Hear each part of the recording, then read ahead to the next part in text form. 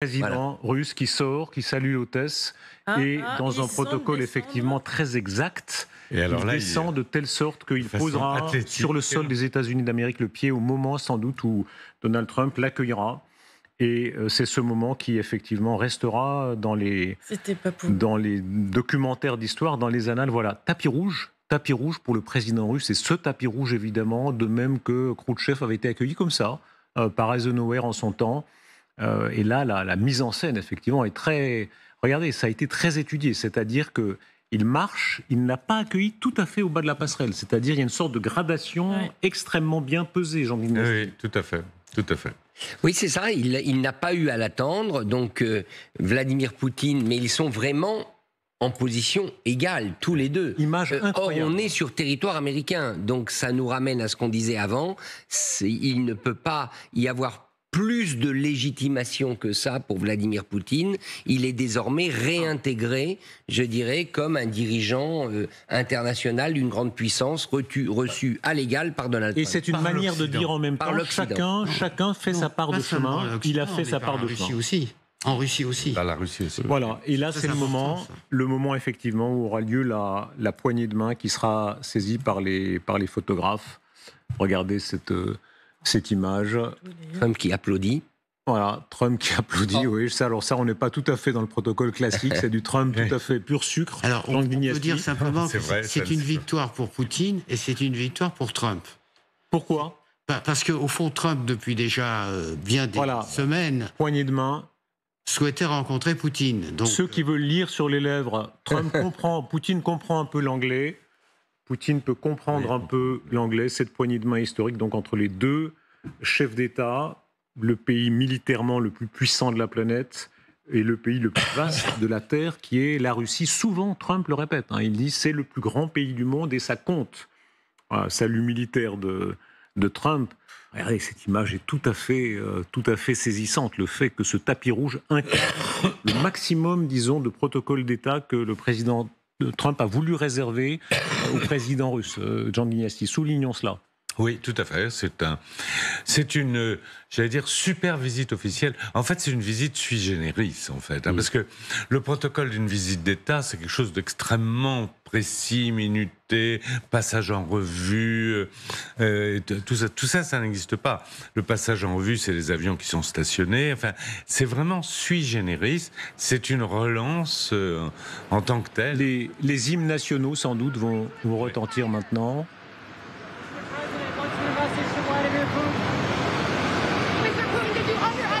Voilà, repoignée de main. Ça, c'est pour les photographes. Pour les photographes, évidemment.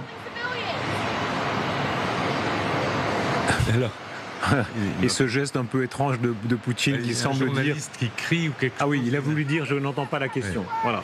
Et maintenant, donc, il l'emmène vers ce qui devrait être une première rencontre avec cette haie d'honneur des avions de guerre. C'est quel avion de guerre là qui est là ? Oui, apparemment des F-30.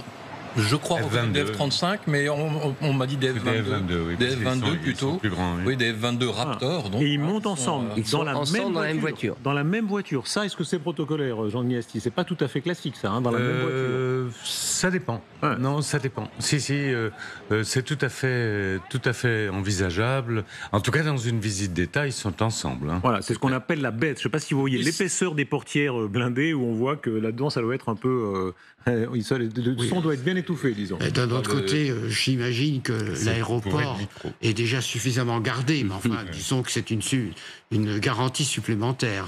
Voilà, il est vraiment accueilli. Tout ce qu'on vient de voir est tout à fait vertigineux, parce que c'est vraiment l'accueil maximal qui est réservé au président russe. Et on voit à quel point tout ce qui s'est passé depuis des mois, avec les hauts et les bas, quand même, s'efface devant la puissance de cette image, Richard Verly. Oui, et puis quand même, deux éléments qui nous ont tous étonnés. D'abord, le soin qui a été apporté pour que les deux présidents se retrouvent à terre, si je puis dire, après avoir descendu les escaliers respectifs, pour que Donald Trump n'attende pas. Ensuite, quand même, on a vu l'accolade sympathique. Vladimir Poutine, il a le sourire. Donald Trump qui fait un applaudissement, comme vous le disiez, Darius, c'est pas du tout diplomatique. Bref, et ça finit ensemble dans la voiture. Donc, en termes de proximité, on ne pouvait guère donner image plus forte que celle-là. D'ailleurs, le premier et véritable tête-à-tête, il est là, maintenant. C'est ça. Ça va être le seul moment où ils vont être en tête-à-tête, seuls, en dehors de l'officier de sécurité et du chauffeur du Secret Service, qui auront peut-être d'ailleurs instruction de se mettre des oreillettes dans les oreilles et de ne pas entendre la conversation entre les deux chefs d'État. Poutine parle très bien allemand. Moi, je me rappelle quand je l'avais interviewé, on avait parlé allemand, parce que là, l'allemand, il le parle très très bien. Moi, mal, lui, beaucoup mieux. Il comprend... Je pense qu'il parle assez d'anglais pour baragouiner quelques mots avec Trump. Je ne suis pas sûr qu'il puisse tenir une conversation diplomatique, mais ils peuvent échanger quelques mots en anglais, Jean Guignassi, très vraisemblablement. Il ne parle pas si mal anglais. C'est pas comme l'allemand, ou c'est pas comme Merkel parlait le russe. Mais dès qu'on fait des relations internationales, on parle anglais. Il parle anglais. Sur la chaleur, vous soulignez, Richard Verly, ces premières minutes où un premier élément, c'est peu de choses pour l'instant, mais un premier élément de chaleur affiché qui a été voulu vraiment par l'un et par l'autre. Moi, je crois que c'est le moment de rappeler la conférence de Yalta en février 1945.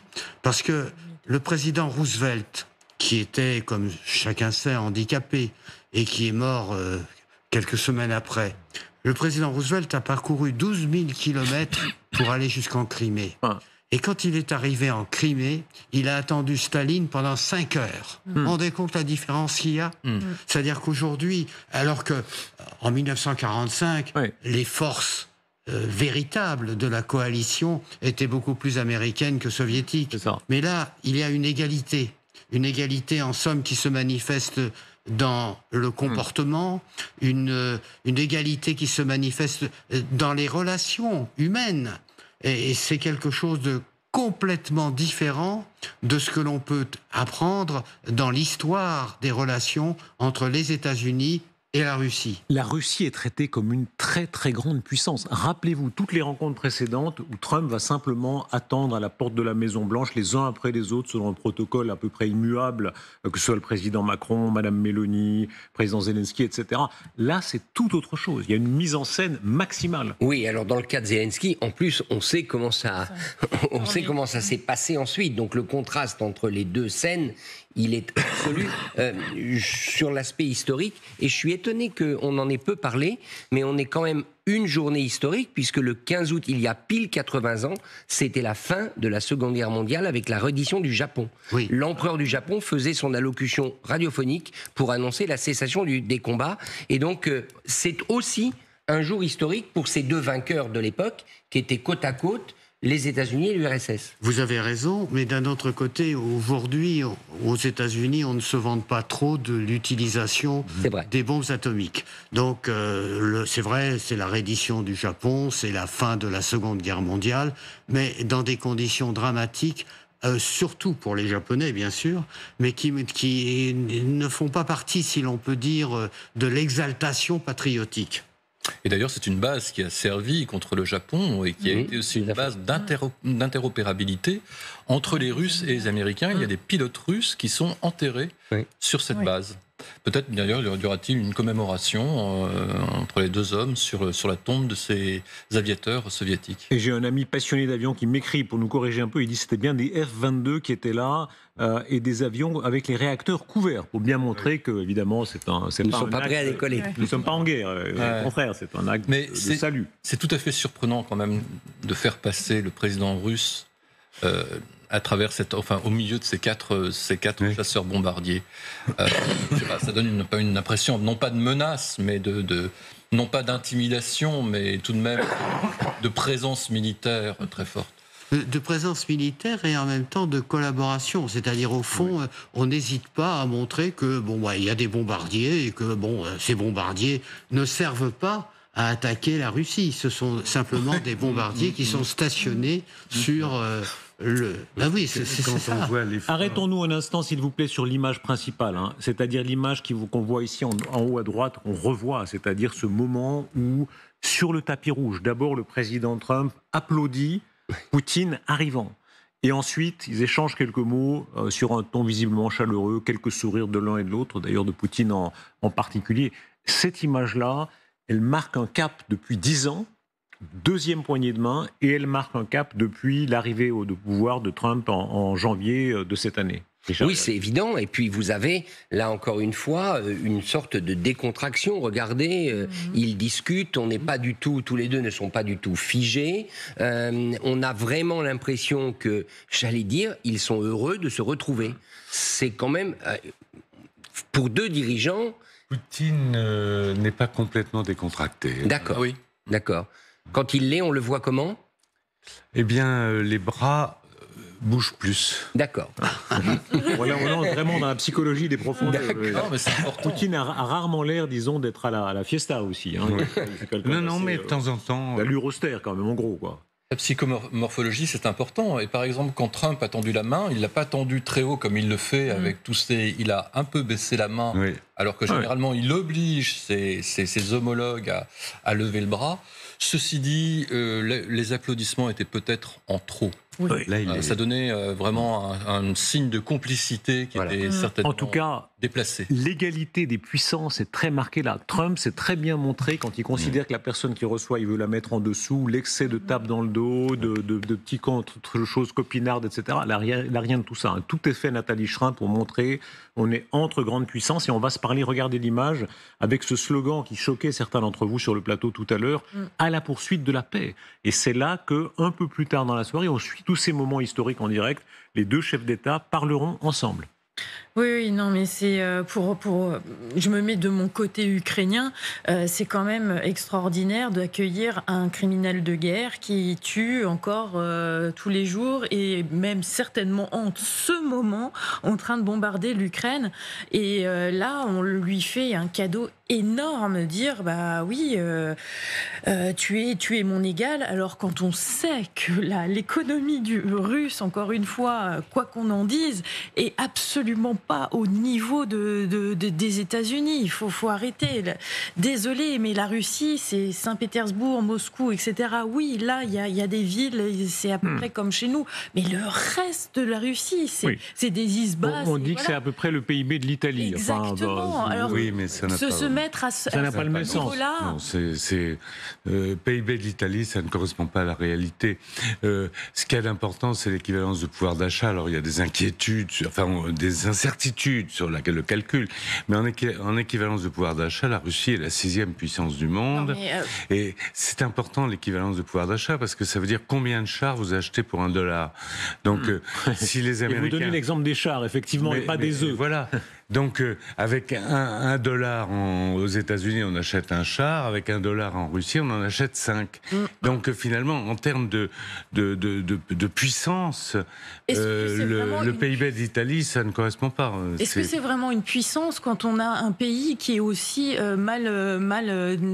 complètement démunis, pas d'hôpitaux, pas des écoles au fin fond de la Russie. Il n'y a rien, il n'y a pas de route, on peut pas se dire être un homme représentant son peuple, le bien de son peuple, etc. C'est pas du tout ça. Quand même, les États-Unis, c'est un grand pays, il y a tout ce qu'il faut. Bon, et bien sûr, il y a des gens qui... mais ils ne peuvent pas se soigner, etc. C'est compliqué, mais c'est quand même pas la Russie. Alors, plus que le PIB ou le pouvoir d'achat, je crains que ce ne soit le nombre de têtes nucléaires qui compte aujourd'hui. Et là, en termes d'ogives, il y a des milliers d'ogives de chaque côté, du point de vue de l'homme à droite et du point de vue de l'homme à gauche. Pour celles et ceux qui nous rejoignent, combien d'ogives ? 4000 à peu près pour chacun. 4000 chacun. Ouais, ça fait 8000 ogives nucléaires qui sont là sur le tapis. Il y a un grand absent. C'est la Chine. C'est la Chine. Oui. Et la Russie, en effet, ne pèse pas lourd par rapport aux États-Unis, mais elle tient une place essentielle dans la diplomatie américaine. Et par conséquent, négocier avec Poutine, c'est une manière, en somme, d'essayer de combattre cette alliance entre Pékin et Moscou. Il faut s'imaginer effectivement cette image-là. Alors merci à celles et ceux qui nous regardent. Il y a des millions de gens sur la planète, des milliards qui regardent ça. Il y a aussi sans doute Xi Jinping qui regarde ça d'un œil très attentif et ils doivent guetter le moindre demi-sourire, le moindre surtout protocole, raffinement de protocole pour voir à quel point Poutine est bien ou mal traité, en l'occurrence très bien. Évidemment, le président Zelensky doit regarder tout ça en direct. Le président Macron, les présidents européens, Madame von der Leyen qui, elle, a eu un petit strapontin en Écosse et en plus pour se faire assommer de 15%, alors que là, il est traité Poutine comme un roi. Mais elle a eu, Madame von der Leyen, quand même la photo après, le point levé. Oui. Il était content. Hein. Il n'avait aucune raison d'être mécontent après la négociation. De cette rencontre. C'est-à-dire l'Europe, au fond, n'existe pas. C'est clair. L'Europe a disparu. Je souligne en effet, vous avez raison de le souligner, ça paraît anecdotique, ça ne l'est pas du tout. Trump n'a pas fait, et à mon avis c'est un signe, disons, de respect qu'il entend donner à Poutine, le cirque de la photo habituelle, doigt levé, sourire Colgate, etc. Un peu standard, la photo qu'on fait pour faire défiler tout le monde. Non, là, c'est un traitement d'État. Hein. C'est pas n'importe quel client. Voilà, c'est un client particulier. On verra comment ça tourne. Ça peut encore mal tourner. Mais pour l'instant, c'est le maximum du bon traitement. Il a déjà, au moment où on parle, engrangé sa victoire politique, Donald Trump. Il voulait la rencontre avec Poutine. Il fait venir Poutine sur le territoire américain. C'est comme ça qu'il va le vendre à son électorat. Vous voyez, moi, j'ai réussi à faire venir Poutine aux États-Unis sous escorte d'avions militaires américains. Donc, les images qu'on vient de voir, même si elles nous choquent pour les différentes raisons qu'on a évoquées, pour lui, politiquement, elles sont extrêmement vendables. Oui. Et en plus, ça lui permet, en somme, d'avoir une 5e victoire qui pourra être annoncée au comité Nobel, puisqu'il en a déjà 4. Alors, la 5e, ça ne veut pas dire qu'il obtiendra satisfaction. Hein. Je n'ai jamais dit ça. Je n'en sais rien. Mais cela veut dire qu'au fond, il va pouvoir se vanter d'avoir réussi à négocier avec Poutine, ce qui veut dire qu'il y a une double victoire, la victoire dans les relations avec la Chine, et une victoire vis-à-vis du comité Nobel, si le comité Nobel veut bien être convaincu. Et l'effet d'entraînement, maintenant, va être très intéressant. Est-ce que d'autres puissances, après Trump, vont se dire « Ah, mais nous aussi ». On entendait tout à fait l'ambassadeur Glignasti, qui était un peu la voix, un peu vénale, pardon, monsieur l'ambassadeur, de ceux qui disent... Défend les intérêts français. Nous aussi, on veut gagner de l'argent. Il n'y a pas que les Américains. Et effectivement, peut-être que d'autres pays vont suivre en disant « Tiens, mais au fond, nous aussi, pourquoi pas nous ?» Hier, sur ce plateau, certains disaient même des exceptions au mandat d'arrêt de la CPI risquent d'être inventées par certains pays en se disant au fond, peut-être qu'il vaudrait mieux qu'ils viennent en Europe négocier. On l'a déjà fait pour Netanyahou, puisque la diplomatie française a annoncé que les chefs d'État, c'était un peu différent, etc., que Netanyahou pourrait être reçu en France. Donc la CPI, de toute façon, à partir du moment où il n'y a pas la Chine, il n'y a pas les États-Unis, il n'y a pas la Russie, et j'ai un doute sur l'Inde, je ne sais pas si elle a ratifié ou pas, la CPI aurait peut-être pu s'abstenir de condamner un chef d'État. D'ailleurs, il y a des voix dissidentes à l'intérieur du jugement qui n'ont pas été publiées. Il y a des juges qui considèrent que c'est contre-productif parce qu'on risque de manger son chapeau au bout de... Nathalie Schrin, vous refusez du regard. Vous avez droit à la deuxième c'est pas sur le principe, Nathalie, mais simplement, si vous condamnez un chef d'État qui est en pleine guerre, qui est un pays très puissant, vous risquez d'être condamné à manger votre chapeau, et c'est exactement ce qui se passe. On sent la réelle politique cynique du ministère des Affaires étrangères du Quai d'Orsay. On a le Quai d'Orsay éternel là, sur le plateau en la personne de Jean Glignasti. Je reviens sur c'est une politique réaliste. André Caspi. C'est une politique réaliste, c'est pas cynique. Non, je pense que l'ambassadeur a tout à fait raison. Alors chacun jugera, mais effectivement, Staline avait encore beaucoup plus de sang que Poutine. Ça n'excuse rien, évidemment, de ce que fait Poutine. Oui, mais Staline, etc., etc. Quoi qu'il en soit, regardez la scène qu'on va entendre maintenant. Nous sommes toujours là. Regardez. Et voilà, monsieur Elpi. Écoutons bien. Oula, décibels, le niveau est élevé. On sent que ça agace Trump, quand même. Non, je comprends rien, moi.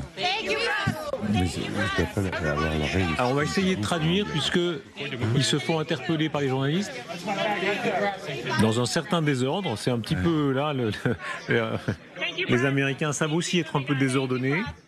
On a l'impression que c'était plutôt une interpellation qu'une question. Ou une... Alors, écoutons.